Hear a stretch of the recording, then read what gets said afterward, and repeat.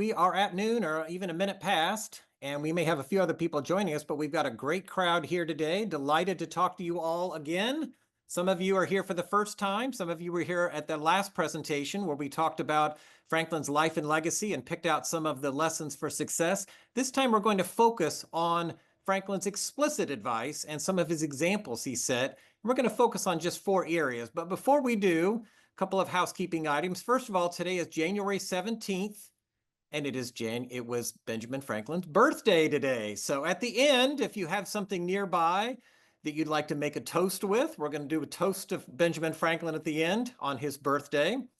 And another housekeeping item, you see mindandklein.org there. I have to put in a plug for Benjamin Franklin and all that we're doing this month. So Jupiter and I are doing a whole month on Benjamin Franklin with some Ring the Bell podcast focused on him, and some other things, including this lecture. And then every week in Mind Travel this month, it'll all be about Benjamin Franklin. And in the future, we'll continue to do a variety of essays about language, literature, history, and the world of ideas. And lastly, I'm going to ask you all, if you don't mind, to plug in what you think of when you think of Benjamin Franklin in the chat box. I'd love to hear what some of your thoughts are, and we will reply to those. We'll also reply to any questions you have. So in the interest of time, we're going to get started here and move through our slideshow. Let me just set it up by saying that Franklin, unlike a lot of geniuses, went to the trouble of telling us how he succeeded. It's very unusual. You look at the great minds of all time, the Mozarts, the Shakespeares, the Newtons, and often we don't really know how they did it. Benjamin Franklin told us. He wrote an entire autobiography. Unfortunately, he didn't finish it, but he did write enough of it that he was able to tell us some of his tips for success. So what I've done in this presentation is boil it down just to 4 that I want to focus on today.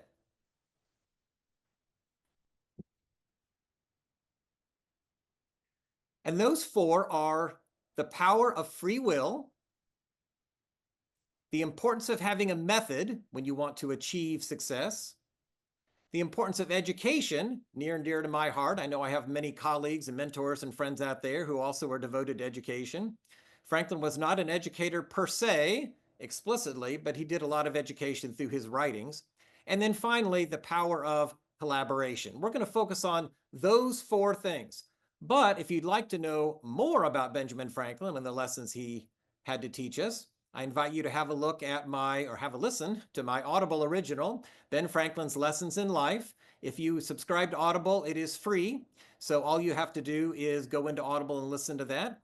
I go into much more depth, so it's 10 lessons, and so I cover a variety of things in addition to what we're talking about today. So let's get started.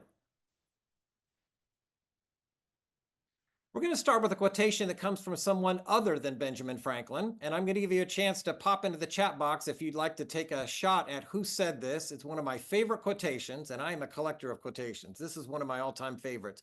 If people only knew how hard I worked to gain my mastery, it wouldn't seem so wonderful at all. This quotation is not well enough known. Anybody want to take a crack at it in the chat? I'm going to keep an eye on the chat here. Jupiter, keep an eye on it. Anybody happen to know who said that? We're going to give you a huge clue. That's a good guess. Thomas Jefferson. Ah, Peter. Of course, Peter would know that. My friend, the scholar of Renaissance Italy, and Michelangelo, of course. And of course, that's one of his greatest works, David. The reason I love this quotation is that it is really an insight into what we can learn from the great geniuses of all time, the Jeffersons, the Michelangelos, the Franklins. Too often, in fact, almost all the time, all we see is the final product. We see a statue of David. We see the Sistine Chapel ceiling. We see Franklin's autobiography or Hamlet or Othello. What we don't see is all the work that led up to that final product. So we need to remind ourselves that it's usually hard work that leads up to all of that success. And that's what we're going to see with Benjamin Franklin today. So Franklin gave us an insight into how he achieved his successes, primarily in his autobiography. I talked about it a minute ago. He wrote it in 4 parts, starting in 1771. He was born in 1706, so he's 65 when he begins his autobiography. But what he does is he looks back on his life and makes note of the things he did that succeeded and the things that he did that were failures. And he really is explicit about some of his failures. He was a printer, and if you know anything about printing, you may realize back in that time period, if you made a mistake in a printed book and then you wanted to correct the mistake was called an erratum. That's Latin for error, or plural was errata. So Franklin wrote at the beginning of his autobiography that he would be pleased to live his life all over again if he had an opportunity to go back and correct the errata. So as if you corrected a printed book, corrected the mistakes. And one of the things that makes his autobiography so fun to read is that he's very explicit about some of the mistakes that he made along the way. One of my favorite ones, just a side story here, is that one time he was living with a friend and his friend had a girlfriend and the friend had to go away for a while, leaving his girlfriend alone with Franklin. Now, Franklin's a young man at this point, and I love the way Franklin expresses himself in this very kind of polished prose. He said that he attempted familiarities, which she properly repulsed. And he called that one of his many errata over the course of his life. So he learned from his mistakes. Well, the key part of his autobiography I want to focus on now is that in the opening paragraph, he sets up the story of his life not by saying, here I had a great life, I want to share it with you and boast about it. Rather, he talked about how he started from a position of poverty and obscurity. And you may remember from last time, if you were with me last time, that he did start in very modest origins. He was the youngest son among 17 children. And his father was a candle maker. So he was a tradesman, made a decent living, but certainly Franklin did not have a lot of opportunities. He went to school for just a couple of years.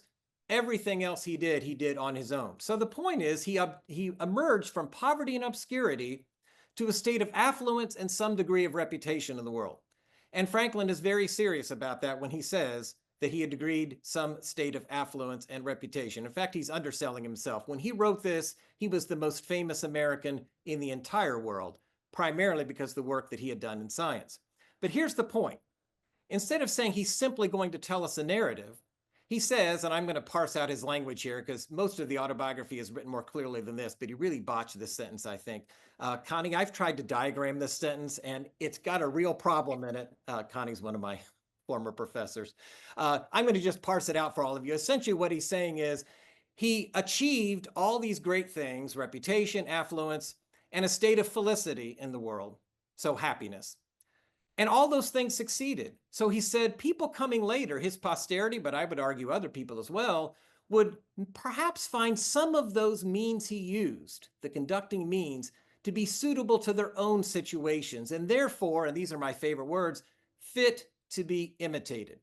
In other words, I'm telling you this because I found some success. You may find success with the same conducting means that I used.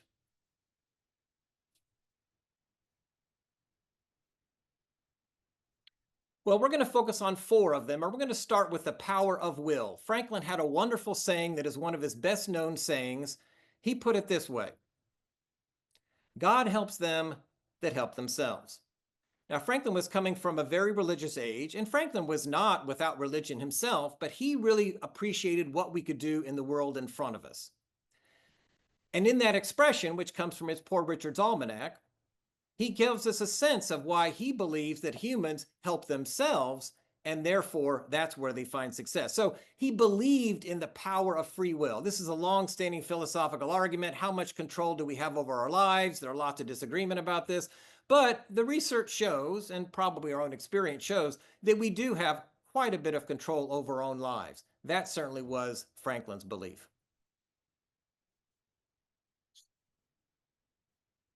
Now, we get a taste of this at the end of Franklin's life. He lived to a ripe old age of 84, which was pretty old for back then.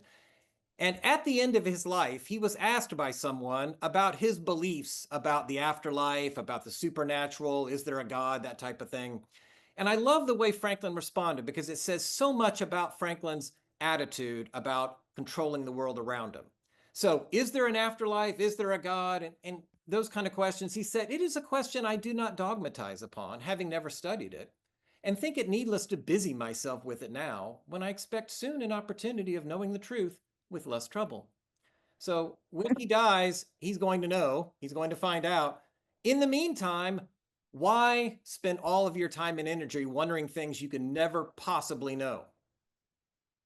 As one of his biographers put it, Franklin worked in the light. Now, Franklin, I think, would have appreciated the Plato's of the world who were wondering about the big, deep questions that we can never answer. But I think Franklin was so practical that he believed we should focus on what we really can control, which is the world around us. So, as Esmond Wright put it, Franklin worked in the light of what he could see and what he could control.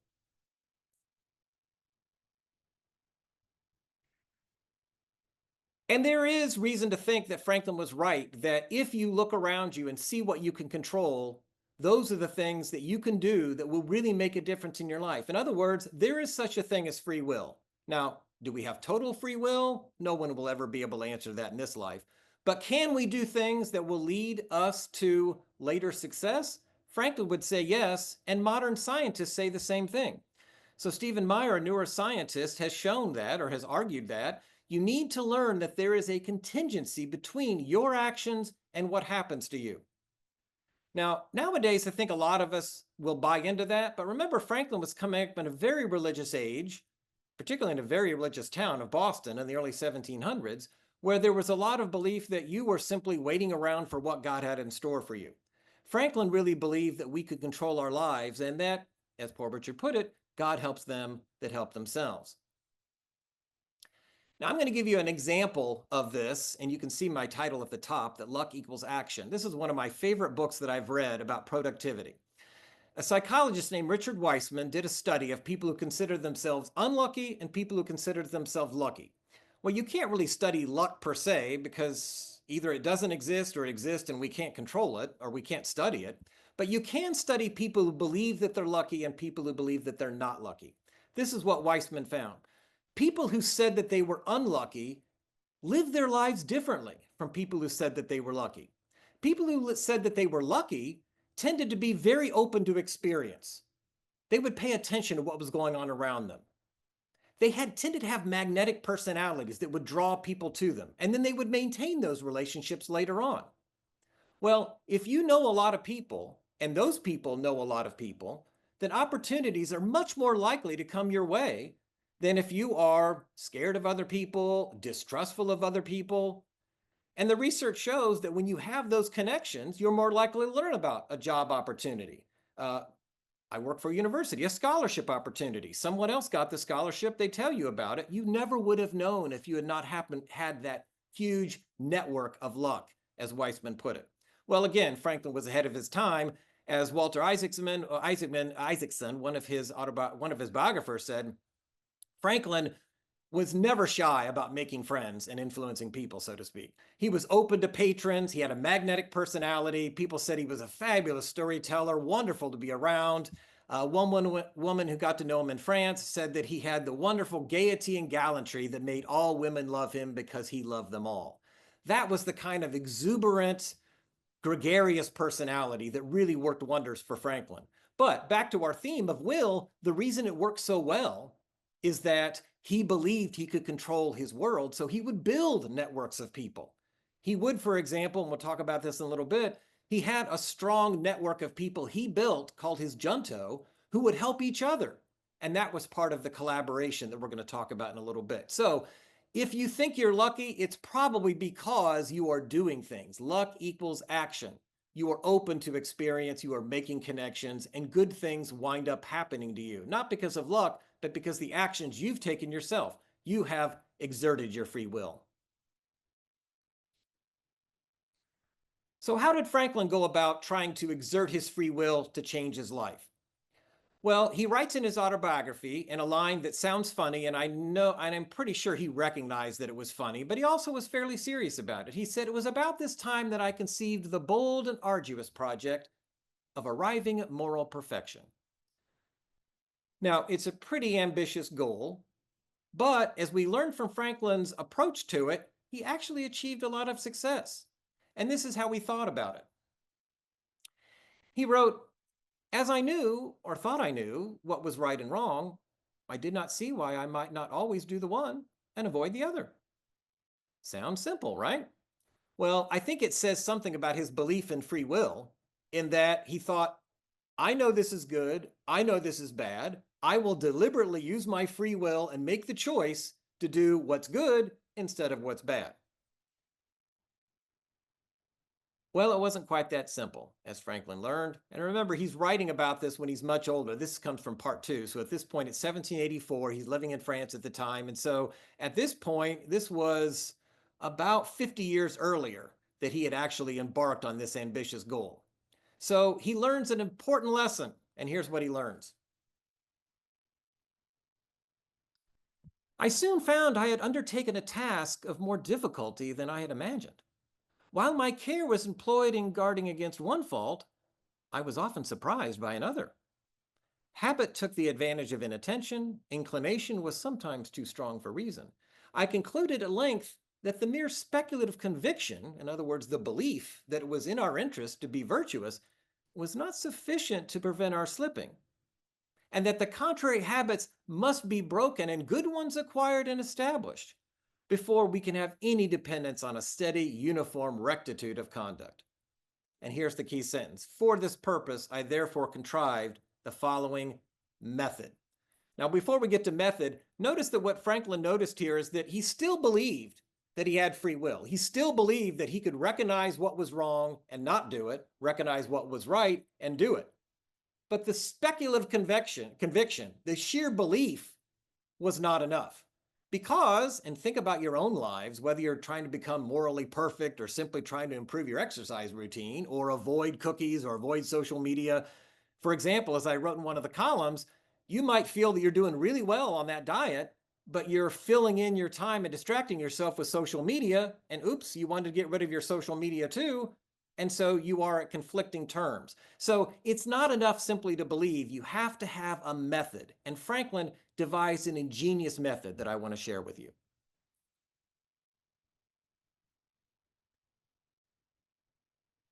Now, before we get to exactly what that method was, I think it's important to recognize what Franklin had to say about this. Now, Poor Richard was his pseudonym. He wrote a lot of his famous aphorisms that we saw a minute ago, like God helps them that help themselves, early to bed, early to rise, makes a man healthy, wealthy, and wise. When the water's dry, when the well's dry, you know the worth of water. He had lots of wonderful sayings. He didn't really have one for this one that I've seen, so I had to make up one of my own, and this is what I came up with. Will needs a way. Sounds like something poor Richard would have written, but we're going to ascribe that one to poor Mark. So this is what he did. He drew up a grid where he would track all of these virtues he was trying to achieve. Now, you don't know them all on the left-hand margin because he's abbreviated them for the sake of space, but I'll just recite a few of them here. T is temperance, which is an old-fashioned word for controlling how much you drink. And to some extent, he was probably thinking about food as well. S is silence, which doesn't seem like a virtue, but what he was saying is not talking out of line, being more of a listener than a speaker. O is one of my favorite ones, order. And when you look at this, you might think he was a very orderly person. He was not, and I'll explain that more in a minute. R is resolution, F is frugality, I is industry, which is another way of seeing being a hard worker, and all the way down. Now, if you count them up there, you'll see 13. But Franklin actually started with 12. So he had his list of 12, and he shared it with a Quaker friend who said, Ben, there's something I need to tell you. A lot of people talk about a certain aspect of your personality. I think you need to add number 13, and that would be humility. So he did. He added that one and knew he needed to work on his humility as well, because Franklin, and he recognizes, he wrote about it in his autobiography, that he had a habit of being a little bit too vain, a little bit too full of himself. But at any rate, what he does, and he explains it, but I'll just explain it myself here. You look at the top and you notice it says temperance, even though he's got all the virtues along the left-hand corner. And then, of course, across the top, Sunday, Monday, Tuesday, he's got the days of the week. So this is what he would do. When he found himself lapsing, when he found himself, for example, not being sufficiently silent, dominating conversation, not doing enough listening, he would make a little black mark on that day. So as you can see here, now I don't know if this actually appears in his autobiography. I don't think this is one he actually was using to track because he had to start a new one at the end of every 13 weeks. And so I don't think anybody has the final one. He was probably just giving an illustration. But the point is here, it looks like on that first week, he had lapsed into not being as silent as he should have been on Sunday, Monday, Wednesday, and Friday. But notice how many black marks there are on that next line. Order. Franklin confessed in his autobiography that he never mastered order. And in fact, we know that that is true because when he was in France, people came to visit him and they were shocked by the number of important papers that were strewn all over his desk and on the floor. That was one Franklin never mastered. But the point here is that he was focusing on just one at a time. So you notice that in that first line, ideally, he didn't make any errors in the first week in the area of temperance. He would still mark all the others, so clearly he was still struggling with order, but the point was to focus on just one at a time. He compared it being a gardener. When you're a gardener and you've got a lot of weeds, you don't try to weed everything all at once, you'd be overwhelmed. You do one plot or one row at a time. And that's what he did. He literally tried to focus on one row at a time. Well, again, Franklin was very much ahead of his time because, as you can see from one of our leading willpower experts, I've got his book here. I highly recommend it. It's called Willpower. Roy Baumeister is a psychologist. And he and John Turney write that when people have to make a big change in their lives, their efforts are undermined if they are trying to make other changes as well. Now, Baumeister and Turney wrote this 300 years after Franklin was alive, but Franklin was clearly on to something.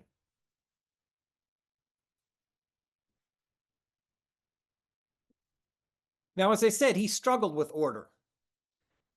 But when you struggle with something, you're more likely or you're better off coming up with a method. And this was Franklin's lesson. If you struggle, develop a method that will keep you committed to what you're trying to achieve. So he actually drew up a whole day's schedule for himself. Now, we all live by schedule, especially me as a chancellor. I've got all kinds of meetings to go to. But notice that Franklin didn't break it down in his work section that he was going to be in selling his newspaper to someone or doing this or writing articles or printing or whatever. All that simply comes under work. The important part is what he builds into the other parts. So notice that between 12 and 1, it's reading or overlooking his accounts.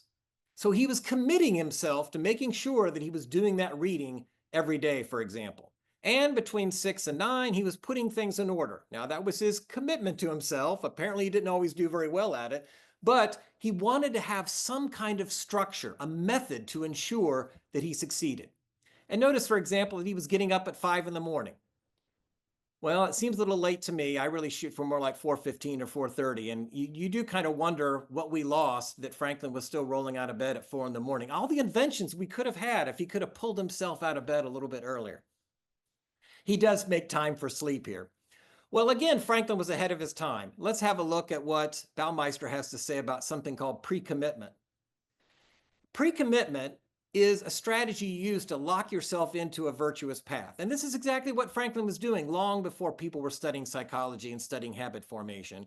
A pre-commitment I found very successful in my own life. It simply is you say to yourself you're going to do something and then you live up to it. Now, the science behind it has to do with glucose in the brain and willpower, and it's really kind of interesting. But in the interest of time, I'll simply say what you do is you make that commitment in advance that you are going, for example, to start every lunch with a salad. Or you're going to, first thing in the morning, before I leave the house, I drink 3 glasses of water. So I'm off on my way. I try to drink 8 a day, but I get my 3 in before I leave the house. Those pre-commitments help to keep you honest, so to speak, because you don't have to use up your willpower in the moment to say, oh, do I really want to exercise today? Do I really want to drink those 3 glasses of water? No, it's your pre-commitment. You've made a promise to yourself. Let's have a look at what Franklin had to say about education. He had a great quotation, again, from Poor Richard: genius without education is like silver in the mine. Well, you can picture that, right? Silver's in the mine. It's not doing anybody any good. And so you have to draw it out.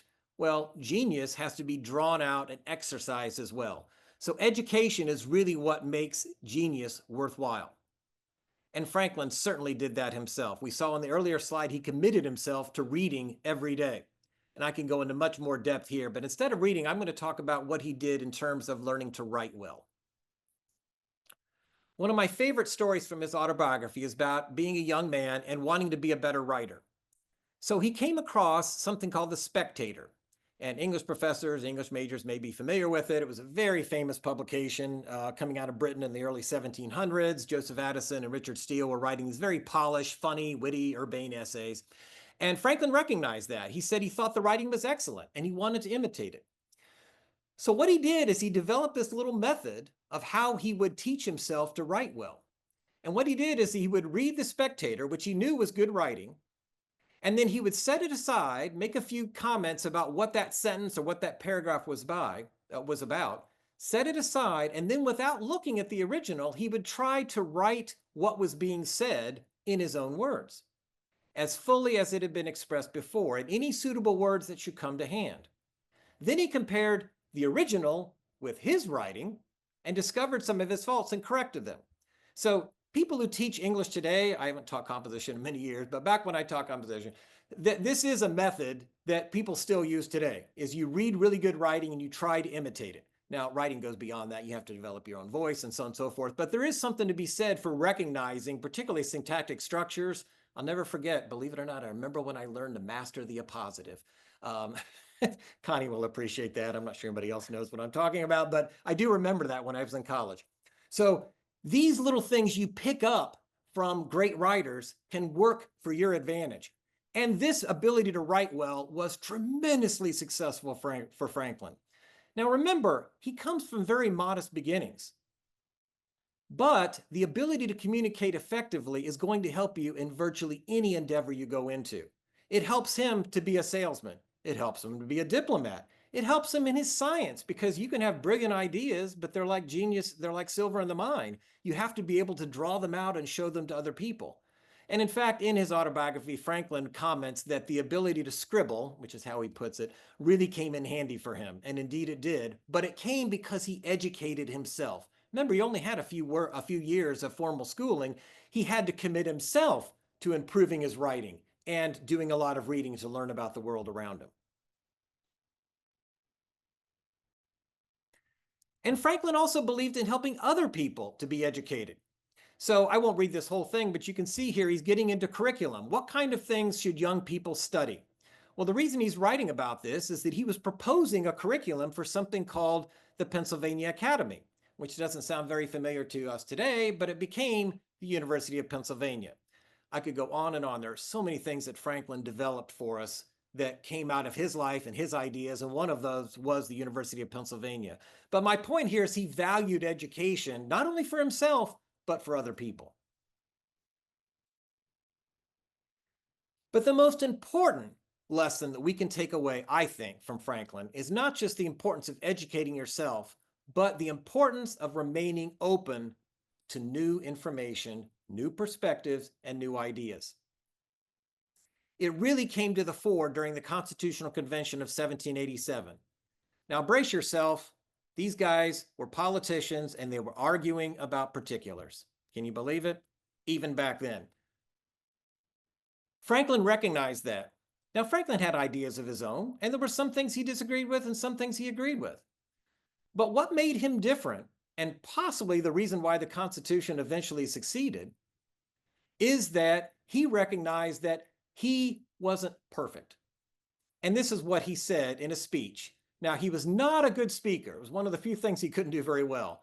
So he wrote the speech and someone else delivered it. But this is a speech that was delivered on his behalf. And I'm going to read a particular passage of it that I think is really interesting because it's so important to tell us about the value of what I call intellectual humility. This is what he said to what he wrote for his fellow politicians at the Constitutional Convention.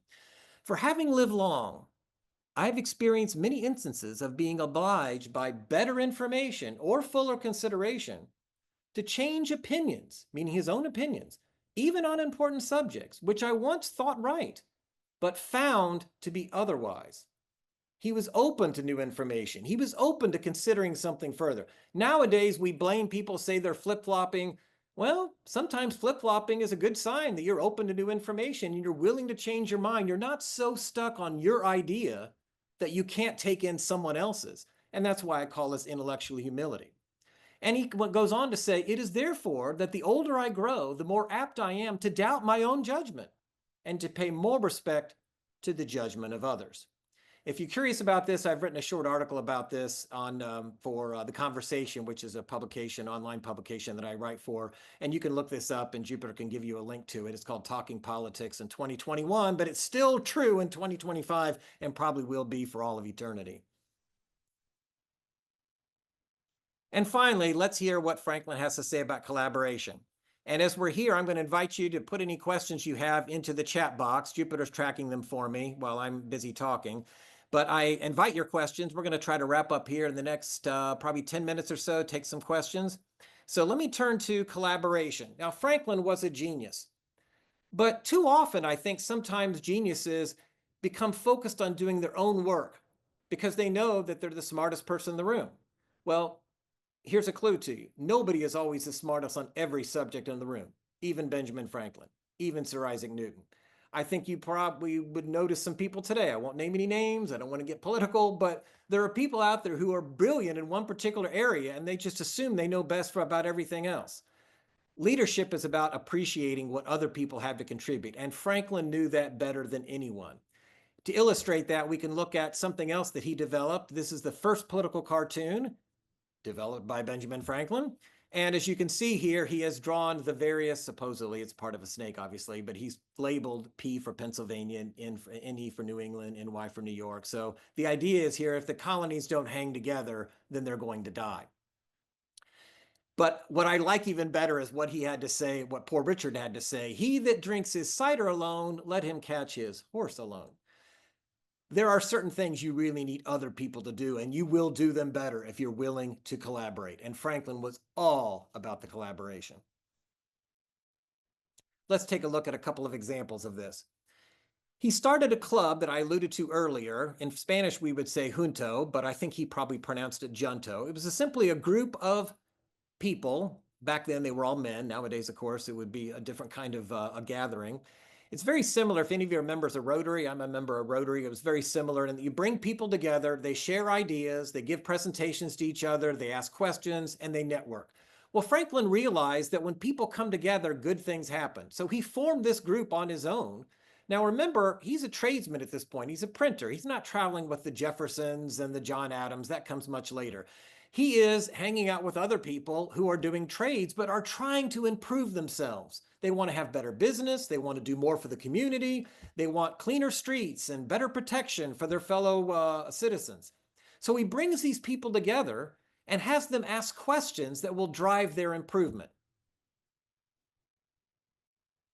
So here are some of the queries that he wrote. The queries would be read, people would think about them, and then they could answer them in ways that would help them to improve their world. Do you think of anything at present in which the junto may be serviceable to mankind, to their country, to their friends, or to themselves? Well, if nobody ever asked that question, we might not get some of the good things that came out of the junto and still come out of good organizations today, such as Rotary or Kiwanis. Do you know of any deserving young beginner lately set up, whom it lies in the power of the junto anyway to encourage? Looking out for the young people coming up. How can we support this person? How can we help this person? You might call it paying it forward. It's certainly a generous thing, but ultimately it's going to help everyone. When somebody who has a lot of talent is able to apply those talents and get better, it serves the whole community. These are ways that we collaborate to make all of us better. And then he extended this idea of the junto to something called the American Philosophical Society. So in my background, it's a picture that I took of it. But in this picture, you can actually see Franklin's figure above the door. It's still there today. It's still active. If you'd like to see it, you can walk by it. It's not far from Independence Hall there in Philadelphia. That's where I took the picture. And as H.W. Brands, who wrote my favorite biography of Franklin, wrote, what he envisioned, meaning for the Philosophical Society, was a more sophisticated and geographically inclusive version of the junto, a discussion group that brought together inquiring minds from across the continent rather than across the city. Now, this comes later in his life, but here's the key to the American Philosophical Society, and I know I've got some of my colleagues out there, so they will appreciate this from the standpoint of a scholar. Back in the 18th century, there weren't that many opportunities for people to share their findings about science, language, whatever they were studying with other people. And so, as Franklin pointed out when he wrote about this, their brilliant ideas of their findings might die with them because there wasn't a big publishing industry. There weren't opportunities for people to go to conferences and talk to each other.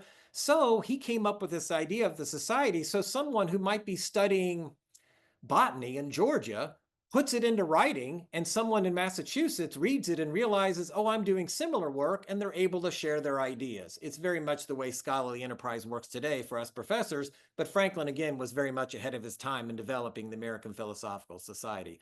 It's all about collaborating to make everyone and all the world better. And as Franklin put it, the good men may do separately is small compared with what they may do collectively. It's a powerful lesson about collaboration I think we can all learn from. So we're getting into time for questions. Jupiter, you want to take us to our last slide? And let's do our birthday toast. I've got my flax milk here. I'm not a wine drinker, but Jupiter's got hers. So we're going to do a toast to Benjamin Franklin. All right, that was fun. Okay, so let's turn to some of your questions. And Alan, my colleague who works on service learning, yes, I would say that is something of similar to the Junto. So when people do work that helps other people, we're all helping each other. So I would say, yes, that is similar to the Junto. And Jupiter helped me out here because I'm not tracking all the questions. Thanks for, I can see everybody's faces now. There was one that came up earlier that I don't think I can see. Isn't there a metric that sorry. someone noted that it took 10,000 hours of practice to master something? Yes, there is. And so that came through Malcolm Gladwell, who wrote a book that became very famous. He was actually popularizing an idea from Erik Erikson, who was a psychologist. That's a very interesting question. I'm going to try to make the answer brief because I've read quite a bit about this. If you study something for 10,000 hours, you probably will get better. How could you not get better? But it really kind of depends on what you're working on. If you're working on something really narrow, like chess or playing the violin or maybe a sport, then the 10,000 hours are going to help you to perfect that. But another guy wrote a really interesting book called Range. His name is David Epstein. And he found that it was more true that the 10,000 hours would apply if it's a narrow area than it would if you were trying to do something much broader. And he quotes a really fascinating statistic. He said that Nobel laureates are much more likely than non-Nobel laureates to have something outside of science that they do. They might be into drama. They might be into magic shows, believe it or not. That's actually one of the examples he gave. Because you have this ability to synergize and to think broadly across areas. And so Franklin, I think he spent 10,000 hours probably in several of these things, but he had what Epstein would call range. And so he was learning about writing, but he was also learning about science. And he was also very good at interacting with people. He was very good at telling a story. All those things came together and helped him to succeed. Matt asked whether society was a forerunner of Wikipedia. Yeah, I think that it was an early example of The Wisdom of Crowds, which is another book. I can't remember who wrote that one. But nowadays, we talk a lot about how bringing lots of different ideas together to contribute together to a Wikipedia or other ways that people share ideas is a way that we all get better together. So it is crowdsourcing. I mean, Franklin, in some ways, was an early version of crowdsourcing. We're getting lots of questions. I love it, Jupiter. Can you help me track them all? What's another one I should answer here? Jane asks, did one of his focuses to improve involve women? Great question. Not explicitly. Now, when he moved to France, some of you may know he had a lot of flirtatious relationships with women. Now, to be clear about that, some of you heard me talk about this aspect of his life before. It's not clear that he was really looking for something truly romantic, or at least not something that would be intimate with some of these women.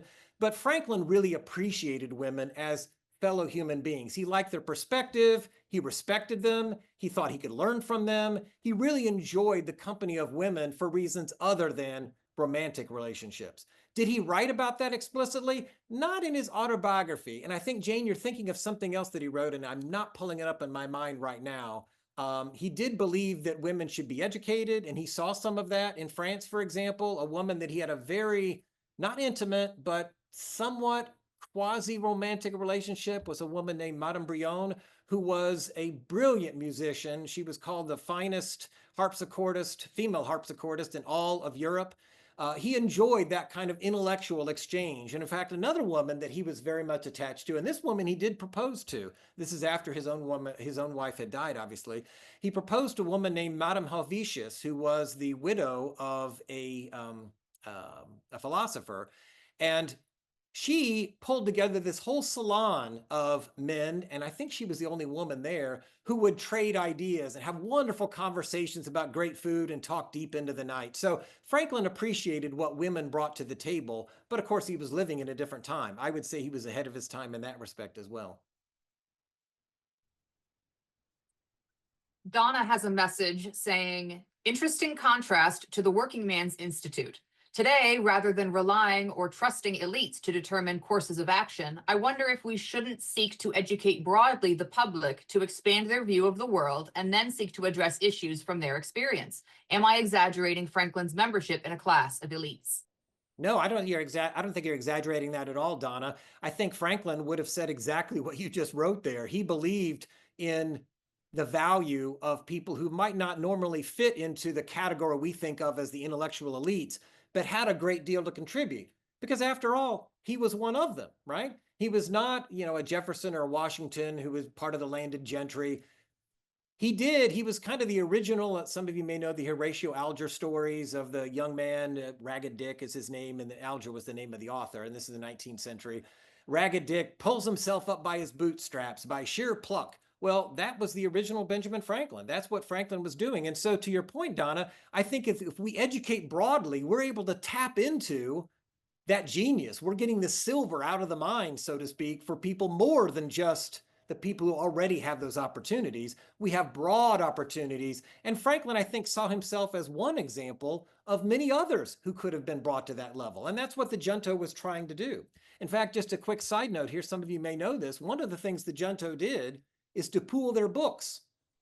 Well, that seems like a pretty obvious idea today. Why didn't they just use a library? Well, because they didn't have public libraries back then. That was Benjamin Franklin's invention, so to speak. So Janice has got some books, and Yen's got some books, and Alan's got some books, and David's got some books. Why wouldn't we all borrow each other's books? And that's what they did. They put together their books, they pooled the resources, then eventually that idea caught on.